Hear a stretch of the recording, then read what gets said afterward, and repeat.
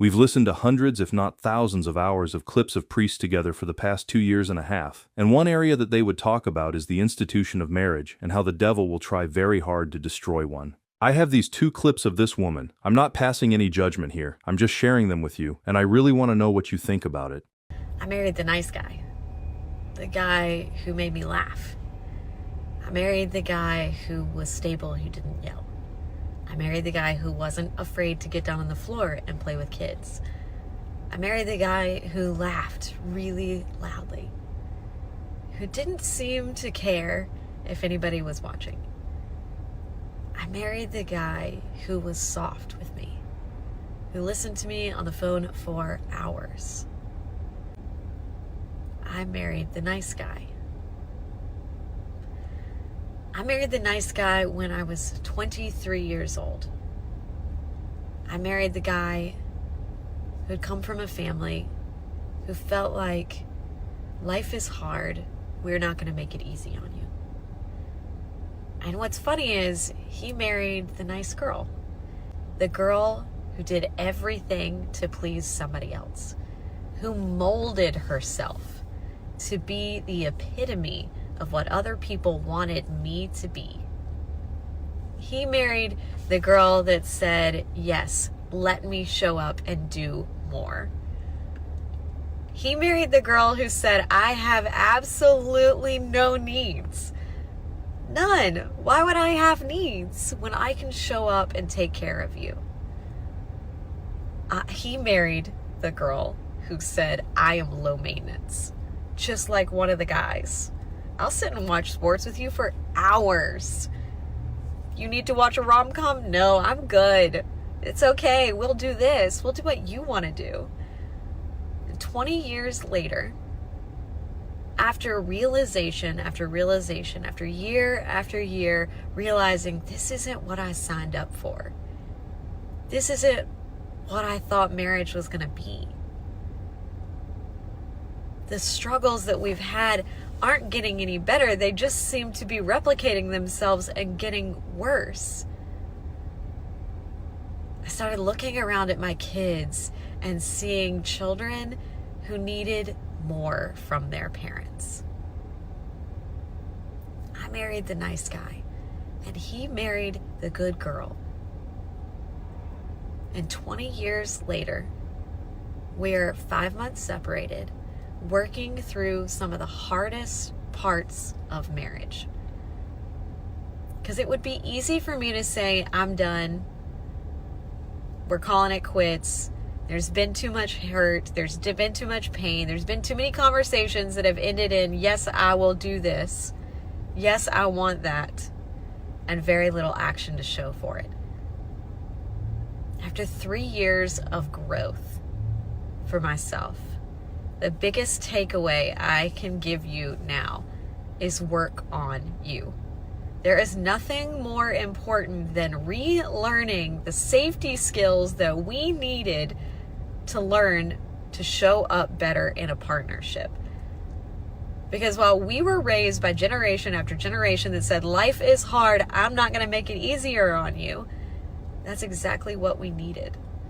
We needed the softness. We needed the care for ourselves. We needed the tools that said, this is how you show up for you first.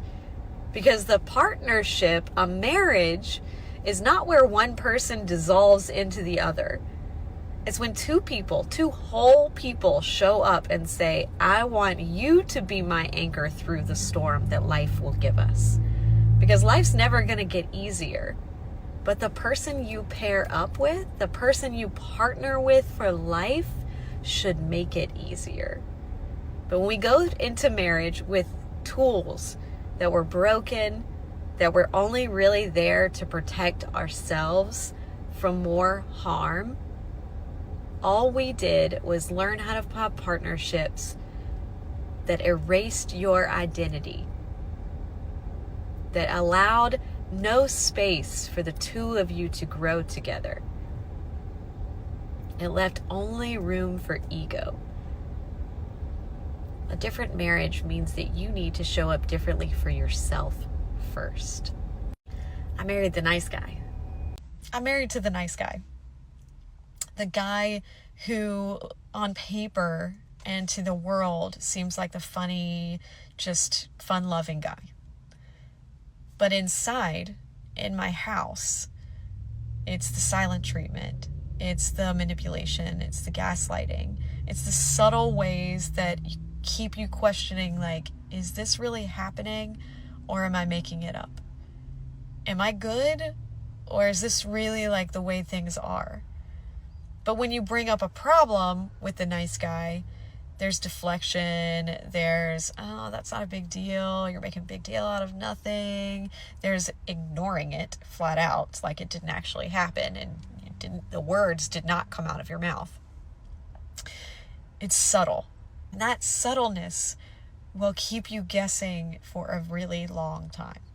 And it will keep you trapped in an uncomfortable relationship that is only one-sided for a very long time. And the amazing thing is when you start having children, the busyness of life is like, it's really not that bad. There are worse things.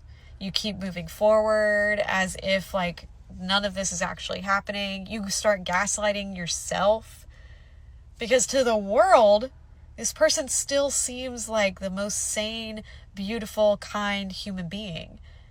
But inside, with the relationship with just you, things are totally different.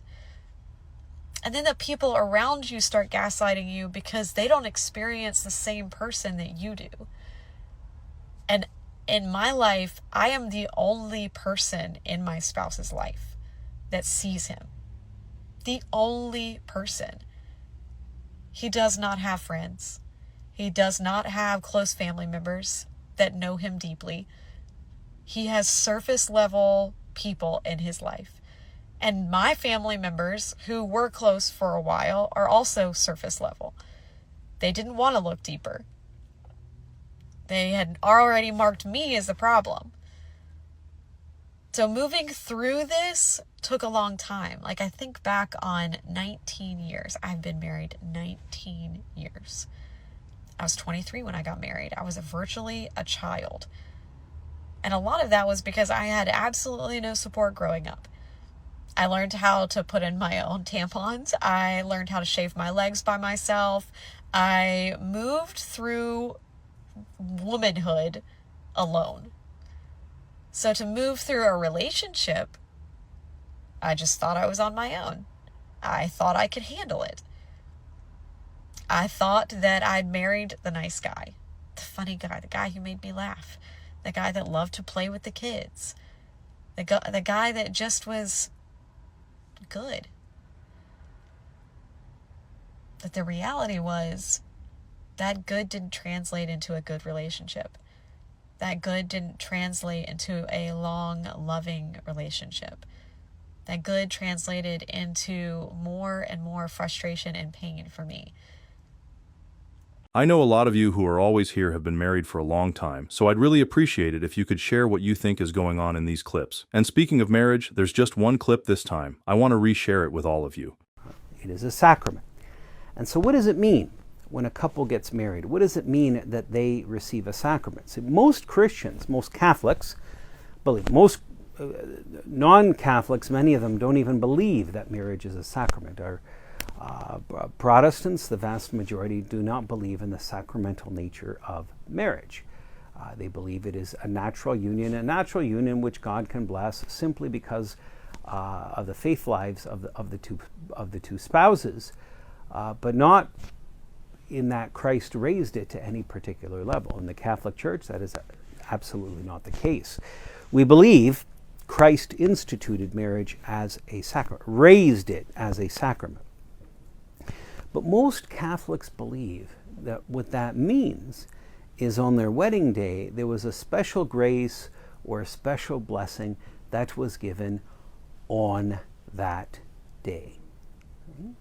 And while that is true, that is woefully inadequate to describe what the sacramental dimension of marriage is. When the spouses act as spouses to each other, when they live a marital love to one another as husband and wife, there is a new reception of the sacramental grace of marriage that is conveyed upon one another. And that grace originates in God, passes through each of the partners, and it is given to the other. So anytime an act of love is committed by the spouses, that sacramental love is renewed. And if the partners are in the state of grace, if they're in the state of grace, if they have no grave sin on their soul, in other words, that the Holy Spirit is able to be operative, is able to exist within the spouses, then each of them receive that grace. So I'll phrase it in a different way. One of the things that I often hear about, or I hear from spouses, from partners, or at least one partner, is that the couple has, at a certain point, they stop having marital relations. And I think that while that is not the only way that the grace, that the sacrament of marriage, the marital act that isn't the only way that the partners receive the sacrament of marriage. It is a supremely powerful way. Every time a married couple is intimate with one another, the same grace they received on their wedding day is infused within them. And that means that they are receiving God in a new way, in a way, if you will, that neither has ever received before. Because every time we receive a sacrament in the state of grace, then we are receiving God in a way, a deeper way, a more powerful way, a more transformative way than we have ever received before. And so I encourage couples, when I prepare couples for marriage, I encourage them to be fruitful in that marital act, and remind them, inform them that you're going to need that grace, you're going to need that sacrament in order to make it through all the difficulties that married life entails. So love one another and receive the love of God through the love that you have for one another. Because in marriage, that is precisely the way in which God desires to convey his grace. It is through the partner, the spouse that you've married. And so those of you who are married, be aware that God comes to you through the different acts of love. It's not just conjugal love, but it is supremely found within conjugal love, because marriage is the gateway to that. That is the supreme and highest manifestation of a man and a woman for one another. And so be fruitful with that kind of love, friends, because God gives you his very self, his very being through it. And that is it for the video this time, and I just want to thank all of you for taking the time to be here and for your continuous support this year, and I really hope all of you have learned a lot here. And remember, if ever you have any feedback or suggestion, please let us know in the comments below. Anyway, if you like what we do and you'd like to support us, I left a link to our PayPal donation in the description box below, and from the bottom of my heart, thank you so much for your continuous support, contributions, and prayers. And until the next one, thanks again for watching, and may God bless you.